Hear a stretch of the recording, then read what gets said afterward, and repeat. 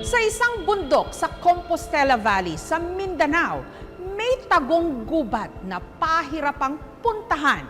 Pero pagdating doon, ibang-iba ang makikita. Parang punong yumabong sa isipan ni Nanding ang kwento tungkol sa isang mahiwagang bundok sa kanilang bayan. Sa New Bataan, Compostela Valley. Ang sinumang mangangahas pumasok daw dito, lalo na yung walang permiso, naliligaw o hindi kaya nawawala. Ang ganda ng kagubatang ito para lang daw sa mga matatapang. Ang bundok kasi pinaniniwala ang binabantayan ng mga diwata.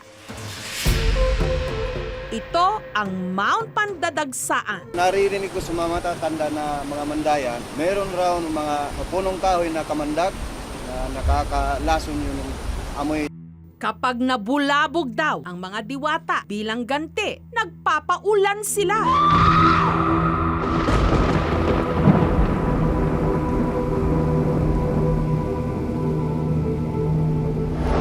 Sa kabila ng mga kwentong ito, si Nanding naglakas loob na akyatin ang bundok kasama ang kanyang kaibigan. Kung makakita tayo ng mga buto-buto ng mga hayop dito, sigurado mayroong nandyan yung kahoy na kamandag.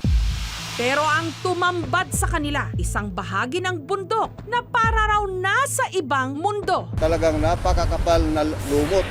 Parang ayaw na namin bumalik.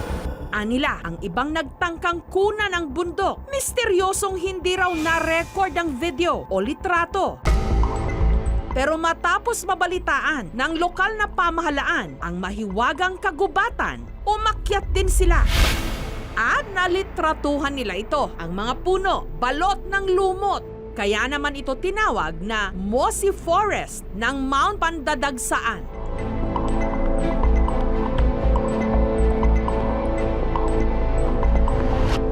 Nangangalaga ng bundok ang tribo ng Mandaya. Importante yung Mount Pandadagsaan dahil sacred place yan. Pag pumunta rin yung mga ninuno namin dyan, parang masigla yung mga katawan nila. At kahit ang mga miyembro ng tribo, takot daw na pasukin ito. Sinasabi sa amin na huwag kayong tumingin dyan, huwag kayong magturo dyan. Gayunman, nung kumalat ang litrato kung gaano kaganda ang bundok, may ilan ng mga mountaineer na naglakas loob na umakyat dito at nadala. Pinaka-challenging po na mountain sa Pilipinas. Technically, yung trail, hindi siya established talaga. Kumpara sa Mount Apo, virgin na virgin yung trail eh. Hindi ko alam kung gaano siya kahirap o gaano ang ma-encounter namin doon. Ayoko nang bumalik. Kaya ang Mossy Forest, binansagan ding Mount Tagam, salitang Bisaya na ang ibig sabihin, natuto na at hindi na uulit pa. Subalit noong taong 2012, matapos kasama sa mga binayo ng Bagyong Pablo, ang Mount Pandadagsaan ipinasara at ipinagbawal na ang pag-akyat dito. May mga landslides, kailangan pa na i-establish muli na ma-stabilize yung trail kasi ang ating iniisip is yung safety ng mga aakyat. Pero makalipas ang 7 taon, muli itong bubuksan.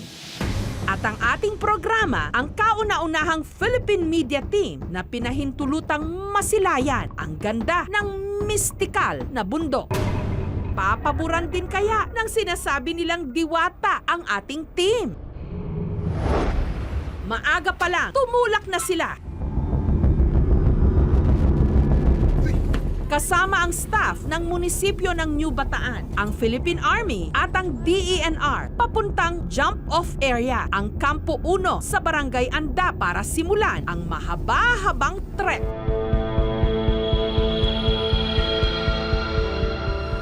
Ang unang challenge, ang 1.5 kilometer river trek sa Mayo River. Ilang minuto pa lang ang nakalipas, biglang bumuhos ang malakas na ulan. Pahiwatig kaya ito ng diwata ng bundok. Dahil sa ulan, naging madulas at maputik ang trail. Kailangang sumuot sa ilalim ng mga natumbang puno, dumaan sa pampang at magrapel.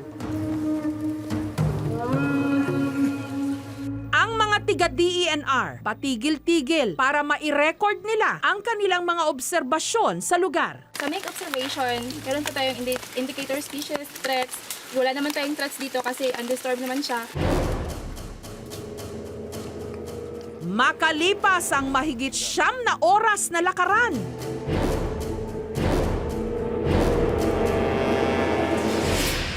narating din ng grupo ang Camp 1 kung saan sila magpapalipas ng gabi.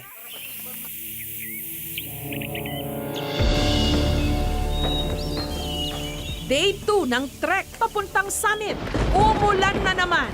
Tubig ito from ulan na collect siya from big cellophane to going to big sako. Safe naman po siya. Saka malinis din. Perwisyo rin ang mga alimatok o yung mga maliliit na linta. Marami ito sa trail tapos pag may dumaan, didikit ito. Kasi ito ay sumisip-sip po ng dugo. Hanggang may nadaanan silang nahahawig sa kumalat noong litrato ng Mossy Forest. Pero hindi pa raw ito ang pakay. Mga puno po dito, may mga lumot din pero mas maganda yung lumot na pupuntahan natin.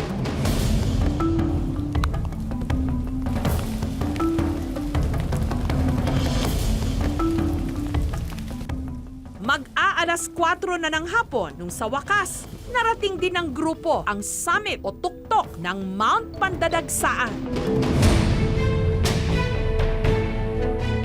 Sa tuktok, makikita ang pitcher plants at mga puting lumot. Kaya raw ba puting-puti rin ang summit ng bundok na ito?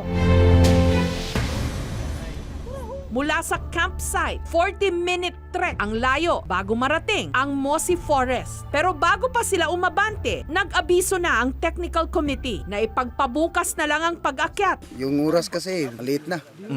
Hindi naman pwede pumunta doon kasi palapit ng gabi.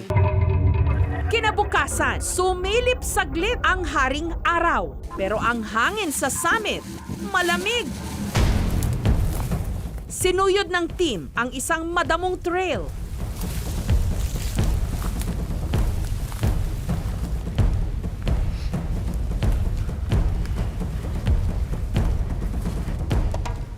Pumasok sa isang tila lagusan na gawa sa ugat ng puno.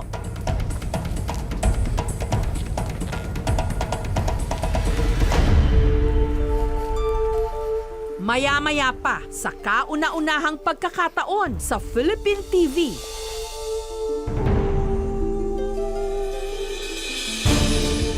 Tumambat sa kamera ang tanawing parang sa panaginip lang nakikita. Ang napakagandang Mossy Forest ng Mount Pandadagsaan.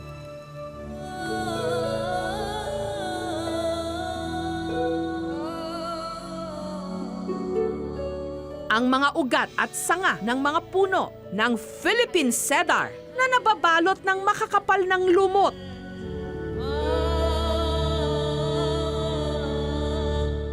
Nagpupulupulupot.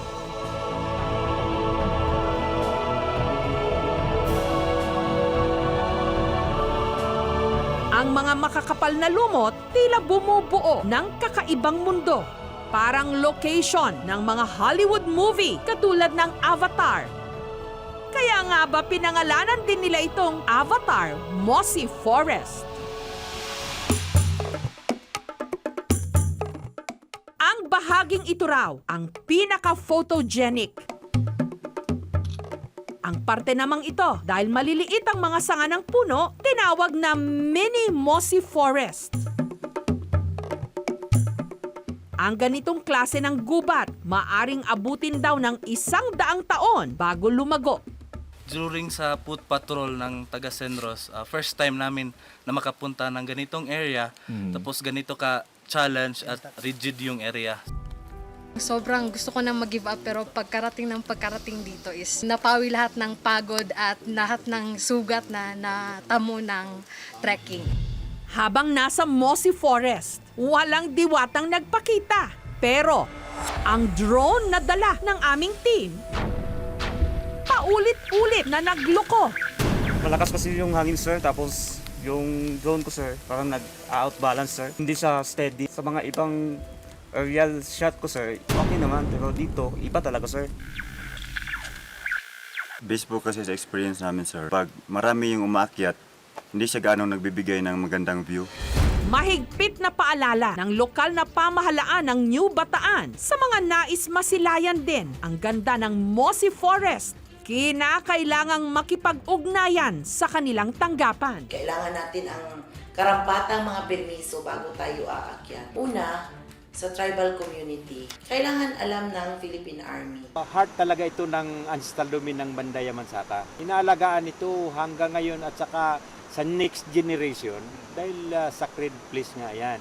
Itong Mount Patadagsaan is mostly is the mobility corridor ng mga NPA. To saturate the area is nagpapadala po kami ng mga personnel po namin to identify kung nasaan po yung mga locations na nakalaban.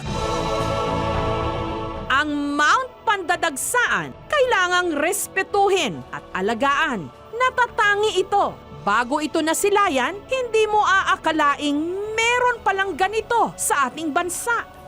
Talagang out of this world. Para kang nasa mundo ng pantasya.